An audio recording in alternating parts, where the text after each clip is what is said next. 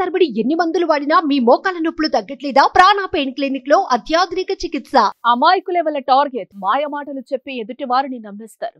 నమ్మించి పట్టపగలు అడ్డంగా దోచేస్తారు. తాజాగా పొట్టకూటి కోసం రాజస్థాన్ నుంచి వచ్చి తెలంగాణలో హోటల్ నిర్వహిస్తున్న ఓ హోటల్ నిర్వాహకుడు ఇలానే నిండా మోసపోయాడు.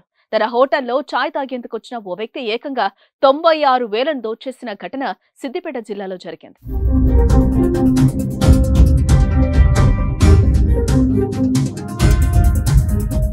రాజస్థాన్ కు చెందిన నారాయణ గత 5 సంవత్సరాలుగా అక్కన్నపేట మండల కేంద్రంలో రాజస్థాన్ హోటల్ను నిర్వహిస్తున్నాడు.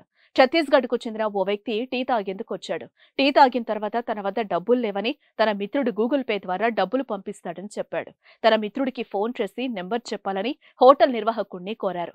దీంతో హోటల్ నిర్వాహకుడు నారాయణ ఆ వ్యక్తి చెప్పిన నెంబర్కు ఫోన్ చేయడంతో 500 రూపాయలు అవతలి వ్యక్తి గూగుల్ పే చేశాడు.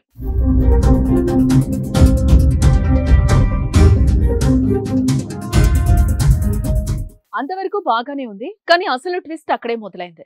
సదరు వ్యక్తి హోటల్ నిర్వాహకుడిని మరోసారి తన ఫోన్ ఇవ్వాలని తన స్నేహితుడికి ఫోన్ చేసి మాట్లాడతానని తీసుకున్నాడు. అనంతరం నారాయణకు తెలియకుండా గూగుల్ పే ద్వారా 96,000 రూపాయలు తన మిత్రుడి ఫోన్ పేకు పంపించాడు మాయగాడు. పనిలో పడి హోటల్ నిర్వాహకుడు గమనించలేదు. డబ్బులు ట్రాన్స్ఫర్ చేసుకుని అక్కడి నుంచి ఉడాయించాడు. ఆ వ్యక్తి వెళ్లిన తర్వాత హోటల్ నిర్వాహకుడు తన ఫోన్లోని గూగుల్ పేలో అకౌంట్ల డబ్బులు చెక్ చేసుకోగా 0 అని చూపించింది. దీంతో తాను మోసపోయినట్లు గుర్తించి వెంటనే అక్కన్నపేట పోలీస్ స్టేషన్లో ఫిర్యాదు చేశారు హోటల్ నిర్వాహకుడు.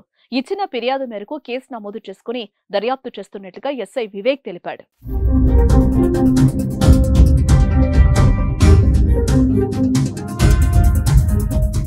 సుమన్ టీవీలో మీ పర్సనల్ అండ్ బిజినెస్ ప్రమోషన్స్ కోసం కింది నెంబర్కి కాంటాక్ట్ చేయండి.